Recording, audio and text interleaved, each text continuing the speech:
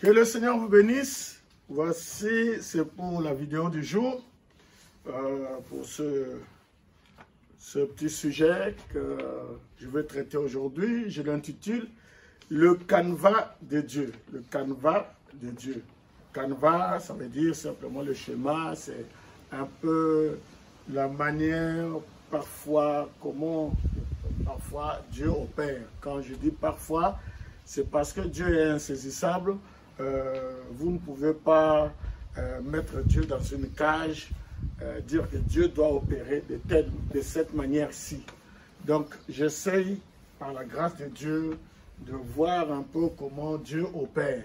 Parce que vous savez, même le jour de la Pentecôte, Dieu avait dit, répentez-vous, soyez baptisés et vous recevrez le don du Saint-Esprit.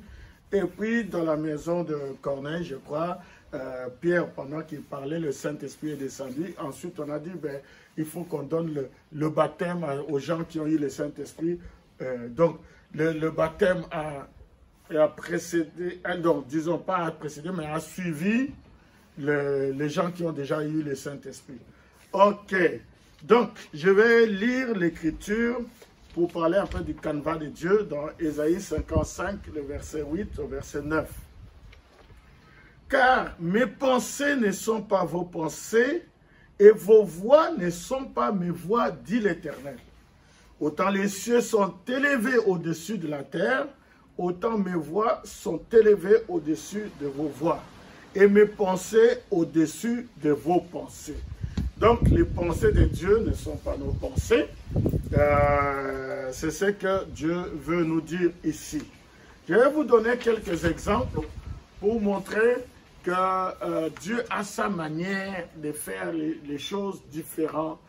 Il fait des choses d'une manière différente des hommes. Dans Matthieu au chapitre 2, on nous parle de la naissance de Jésus, quand Jésus est né et quand il y a eu la persécution avec Hérode. Le verset 13 nous dit, lorsqu'ils furent partis, donc c'était les rois mages, voilà, oui, les rois mages, quand ils sont partis, voici un ange du Seigneur apparut en songe à Joseph et dit, lève-toi, prends le petit enfant et sa mère. Laissez-moi vous dire ceci, c'est que vous savez, Hérode, la Bible nous dit que quand les rois mages et les rois sont partis, Hérode, il était tellement fâché, comme il savait qu'on lui a dit qu'il y a un autre roi qui est né, le roi des rois, tout ça, et ça l'avait fâché. Hérode, c'était un roi, un chef politique, et il a voulu savoir dans quelle contrée cet enfant-là était né pour lui faire du mal. Voyez? Maintenant, l'ange vient et dit à Joseph, lève-toi, prends le petit enfant et sa mère, fuis en Égypte, et tu restes-y jusqu'à ce que je te parle. Car Hérode cherchera le petit enfant pour le faire périr. C'est bizarre, c'est bizarre. Voyez? C'est que l'ange dit, fuis en Égypte. L'ange dit, fuis, prends l'enfant, fuis en Égypte. Vous imaginez Jésus qui était la parole faite chair, qui était Dieu, la parole faite chair, il est né Jéhovah, voyez, mais l'ange descend, il dit, prends l'enfant, fuis en Égypte. Le verset 14, Joseph se leva, prit de nuit, le petit enfant et sa mère, et se retira en Égypte. Et Jésus, vous imaginez, Jésus a fui en Égypte. Vous voyez, et il est allé en Égypte là-bas, il est devenu un réfugié en Égypte. Vous voyez, réfugié peut-être religieux ou réfugié politique, parce que c'était une affaire politique aussi, politico-religieuse. Vous voyez, et Jésus a fui en Égypte. Mais si c'était nous, si nous on était à la place de Dieu, mais on allait tuer Hérode, Dieu pouvait tuer Hérode. Hein? Et Jésus reste là tranquillement. Mais la Bible nous dit que la raison pour laquelle Jésus s'est retiré en Égypte, parce qu'il y avait une écriture qui disait « J'ai appelé mon fils hors d'Égypte ». Donc, c'est ça pour accomplir cette écriture-là. Voyez, Mais si c'était nous, on allait faire des démonstrations, publiques. Mes voix ne sont pas vos voix. Mes pensées ne sont pas vos pensées. Amen. Donc Jésus est allé se confiner en Égypte. Un autre exemple, dans Luc au chapitre 4, Jésus arrive, il entre dans la synagogue et il fait son sermon. Vous savez, l'Esprit du Seigneur est sur moi car l'Éternel m'a oint pour annoncer la bonne nouvelle aux malheureux, etc., etc., guérir ceux qui ont le cœur brisé, etc., etc. Après son sermon, la Bible nous dit au verset 28, les gens qui ont écouté le sermon à l'église, ils furent tous remplis de colère. Ouais. Je pense que oui, c'était peut-être, je pense que c'était ce sermon-là et puis d'autres choses qu'il a dit. Ils furent tous remplis de colère dans la synagogue. Vous écoutez la parole, vous vous énervez. Pourquoi? Lorsqu'ils entendirent ces choses, hein, vous imaginez la parole qui fait du bien à tout le monde et ça les énerve. Donc, ils ont entendu la parole. Verset 29, s'étant levés, ils le chassèrent de la ville. Pas seulement de synagogue, mais de la ville. Et ils les menèrent jusqu'au sommet de la montagne sur laquelle leur ville était bâtie. Hein, afin de le précipiter en bas. Donc, ils ont fait un plan, ils l'ont amené jusqu'à un coin. Hein, sur la montagne, ils ont dit, à partir d'ici, on va le précipiter, il va mourir comme ça. Mais ce n'était pas écrit. La Bible dit, mais Jésus, passant au milieu d'eux, s'en alla.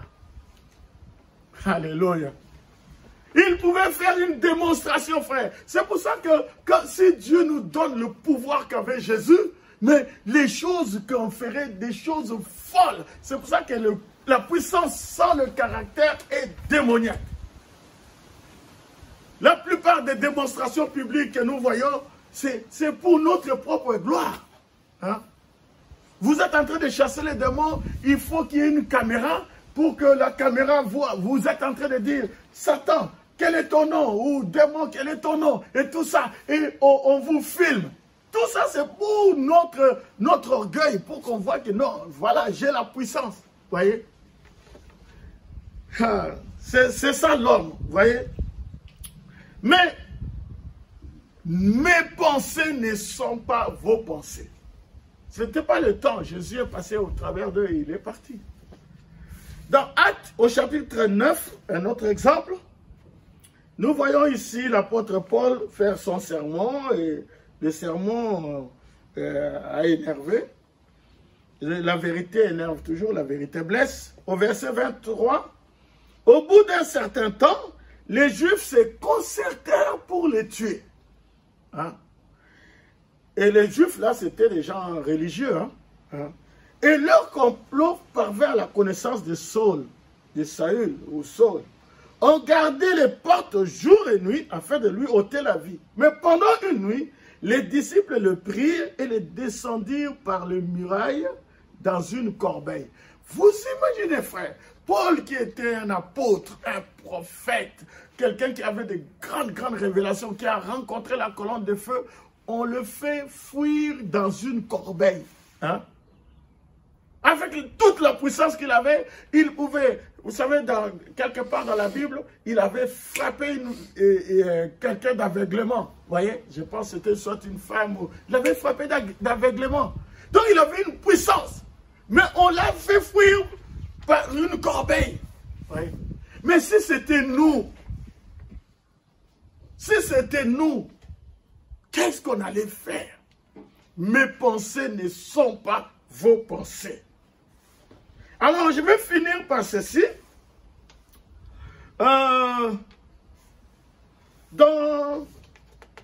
2 Rois, au chapitre 5, le verset 14, on nous parle de Naaman. Naaman, c'était un général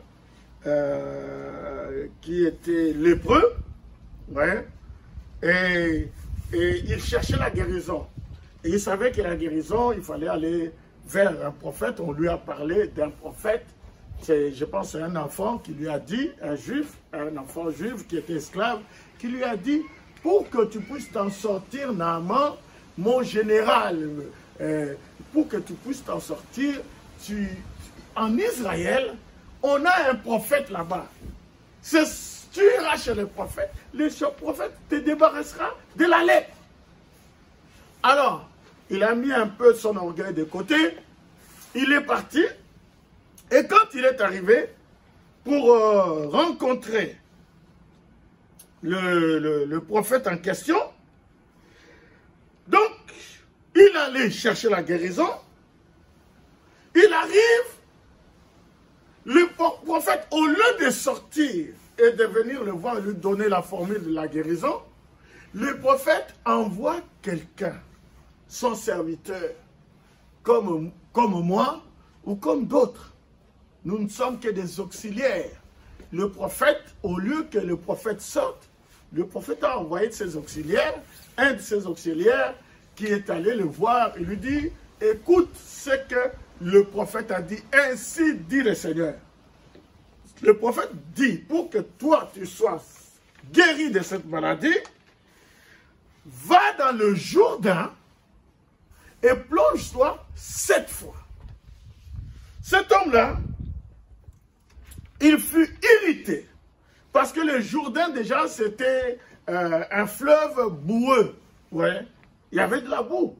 Et cet homme fut irrité, le verset 11, j'ai bientôt terminé.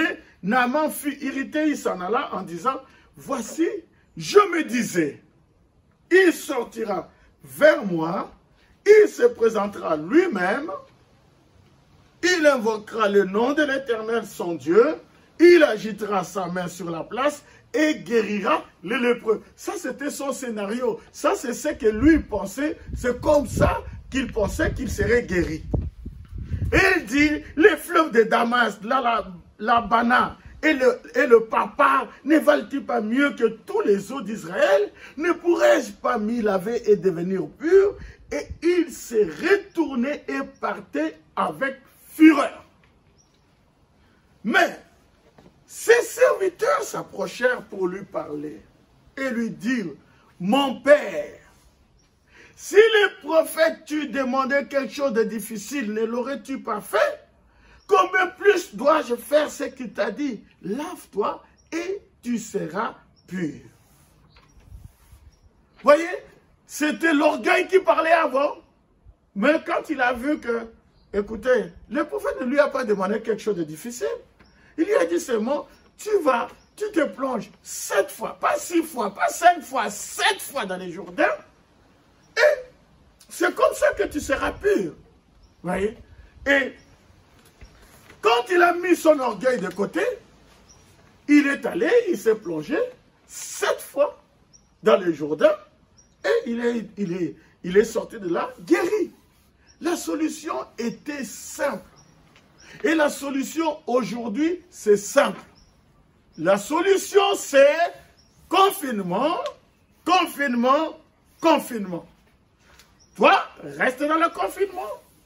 Et je vous garantis qu'ils vont trouver la solution.